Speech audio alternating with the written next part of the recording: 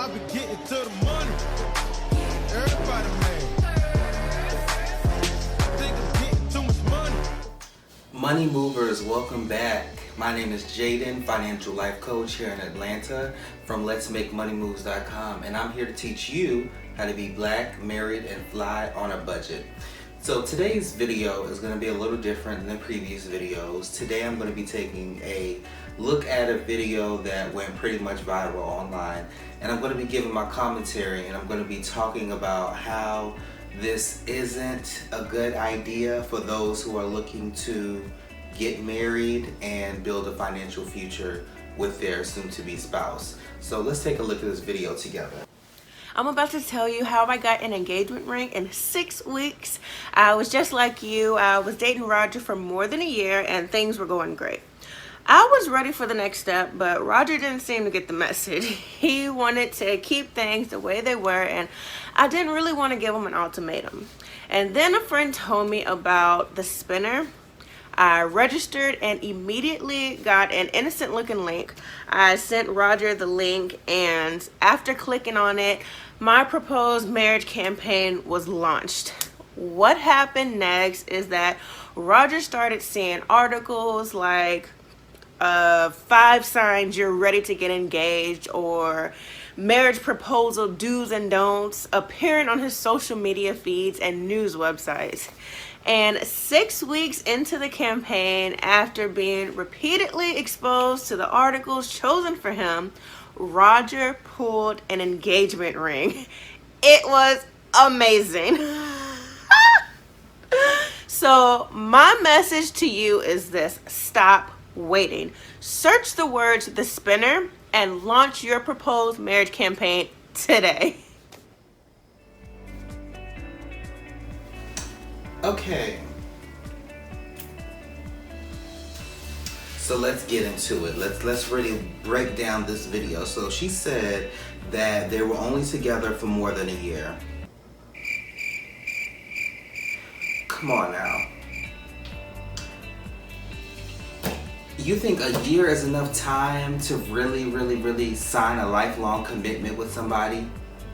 Do you think you really know somebody just in a year? That was the first mistake. Then she said that after she started this campaign, it was only 6 weeks in which he finally proposed. Okay. 6 weeks isn't enough time to really make a sound financial decision like that. If this is supposed to be an engagement ring, right? This ring is gonna be a ring that she's gonna remember forever.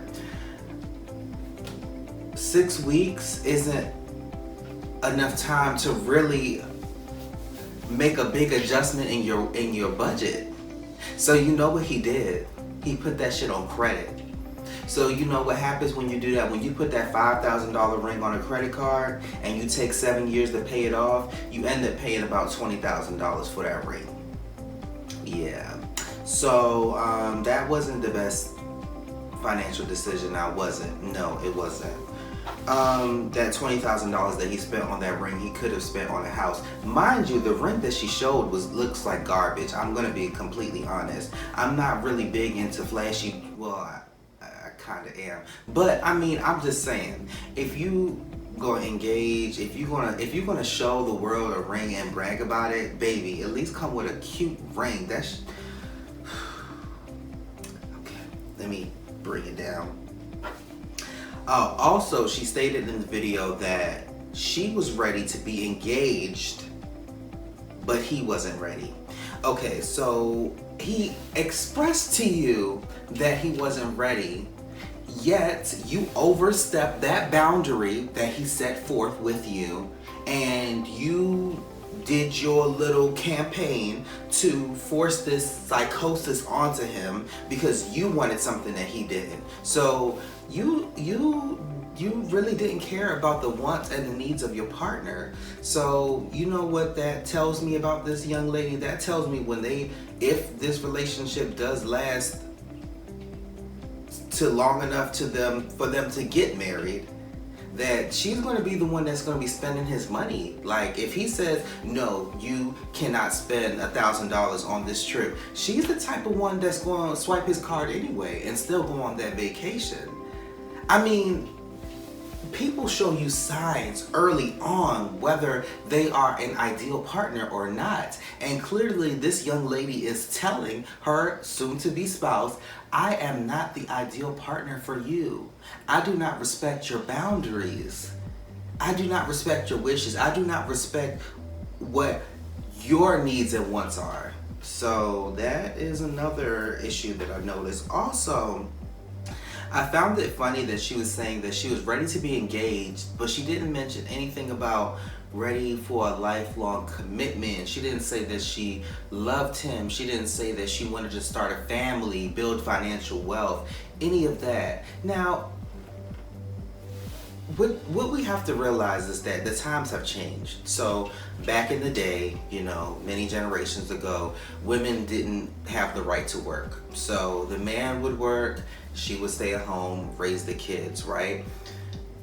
But now in 2019, the way that living expenses are, the way that the income that a lot of people are given does not match what the astronomical rent prices and mortgage prices that were being charged. Therefore, many people are realizing that their households need two incomes. So I didn't get any of that from what she was saying. I didn't feel like she wanted to build a great future with him.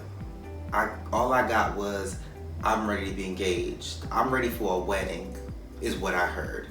I'm ready to do a dance with my girlfriends to Beyonce before I let you go at my wedding, and I'm trying to go viral on Instagram. That's what I heard. I didn't hear nothing about building with your partner. I didn't feel none of that from her. So that's another red flag. I briefly want to talk about signs that you might not be ready for a wedding, might not be ready for a marriage, or questions to ask your partner before you even think about proposing. The first one is the wedding. The national average by some experts is about $27,000 for a cost of a wedding, and a honeymoon can cost anywhere from $3,000 to $5,000. Whoa, whoa, whoa, whoa, whoa, whoa, whoa, whoa, whoa, whoa, whoa, whoa. Now, is that something that's in your budget? How long is it gonna take for you to save something like that? Is family gonna contribute? You know, if you want a wedding that's over the top, do you have over the top income to afford it? Think about it. The next questions to ask and things to think about are your joint financial situation. Are your debts paid off? Does your partner have child support that they're paying? Have you filed your tax returns? Are you both working? Do you have a monthly budget? Does this wedding fit into that monthly budget? Do you have enough disposable income to set aside for that big celebration? Those are definitely some things that you want to think about, some things you want to talk about. The next set of questions are regarding credit. What's your credit score? When was the last time you pulled your actual credit report? Not Credit Karma, because if you follow me, you know that Credit Karma is not actually reporting your real credit score. It's providing you an estimate, okay? So it's not correct. Do you have the credit to purchase a home? Because society will have you believe that after wedding, next comes children, and having children tends to require more space, unless you're like some of my neighbors who decide to have all three of their children live with them in a one-bedroom apartment, but we're not going to go there. The last category of questions that you want to talk about and ask your partner are regarding job security. Are you secure with your job? Do you think that you can get fired at any point? Is there more education that you have to obtain in order for you to advance in your career? Because if you are looking to get a master's, a doctorate, those are expensive. That cost money.